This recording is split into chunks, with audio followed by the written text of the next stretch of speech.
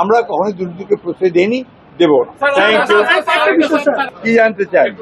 আমরা সবচেয়ে বেশি জোর দিয়েছি মাদক নিয়ন্ত্রণের জন্য। আমাদের যে ফ্যামিলি কার্ড, যেটা আমাদের মাননীয় প্রধানমন্ত্রীর সবচেয়ে বড় একটা আপনার কর্মসূচি, সেই কর্মসূচিকে অবিলম্বে আমার মনে হয় যে এই মাসের মধ্যেই হয়তো এটাকে আপনার ইমপ্লিমেন্ট করা হবে। রহিমনপুরের একটি ইউনিয়নকে ওয়ার্ডকে নেওয়া হয়েছে প্রাথমিকভাবে। জেলার উন্নয়ন কর্মকাণ্ড নিয়ে আমাদের ঠাকুরগাঁতে যে সংস্থাগুলো আছে, সরকারি বিভাগগুলো আছে, তাদের সকলের সঙ্গে আমি বৈঠক করেছি। আমাদের জেলা প্রশাসকের সভাপতিত্বে অবহিত হয়েছি ঠাকুরগাঁ জেলায় আমাদের কি কি ধরনের উন্নয়ন কাজগুলো চলছে আর কি কি ধরনের কাজগুলো চলছে। আপনাদের একটা সুখবর দিয়ে দেই, আমরা সবচেয়ে বেশি জোর দিয়েছি মাদক নিয়ন্ত্রণের জন্য। আমরা আশা করি যে আমাদের এসপি সাহেবের নিজস্ব ব্যক্তিগত তত্ত্বাবধানের মাধ্যমে অতি দ্রুত এর উপরে আজ থেকেই কার্যক্রম শুরু হবে। তৃতীয়ত আমরা জোর দিয়েছি যে হাসপাতাল আছে, সেই হাসপাতালের সেবা উন্নত করবার জন্য আমরা গুরুত্ব আরোপ করেছি। আমাদের ঠাকুরগাঁও পৌরসভার উন্নয়নের জন্য আপনার কাজ হয়েছে, কথা বলেছি আজকে। কৃষির উন্নয়নের জন্য আমরা কথা বলেছি, কাজ করেছি। অনেকগুলো প্রজেক্ট আছে, সেই প্রজেক্টগুলোকে বাস্তবায়িত করার জন্য দ্রুত ব্যবস্থা নেওয়া হবে। একই সঙ্গে আপনারা আমাদের যে খাদ্য নিরাপত্তা নিশ্চিত করার জন্য সেই ব্যবস্থাগুলো গ্রহণ করা হবে।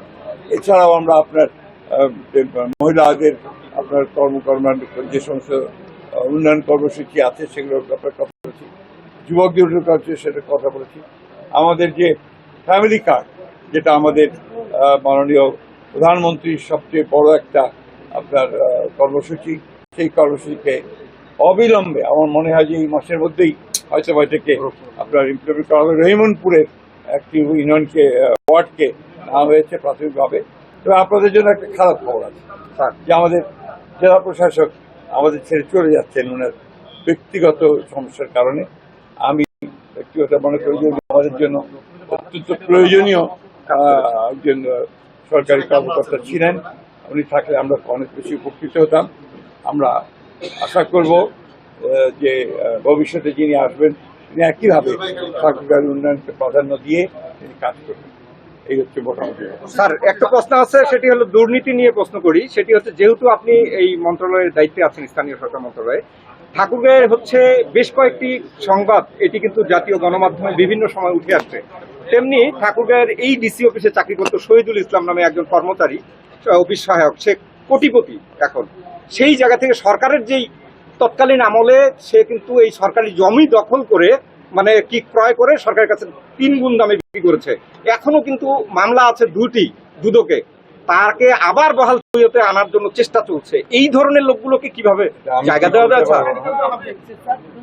দুদকে মামলা চলছে এবং নিশ্চিত থাকতে পারেন যে এই ধরনের কোন লোক এখানে আসতে পারবে না। একটা বিষয়, দুর্নীতি নিয়ে ইদানিং পত্রপত্রিকায় অনেক লেখালেখি হচ্ছে, তো বিএনপি সরকার কি এইটাকে প্রসেসে যাবে কিনা? ব্যক্তিগতভাবে আমি মনে করি যে আপনার এই বিষয়গুলোতে সময় নষ্ট না করে আমাদের সময় দেওয়া উচিত ভবিষ্যতের জন্য।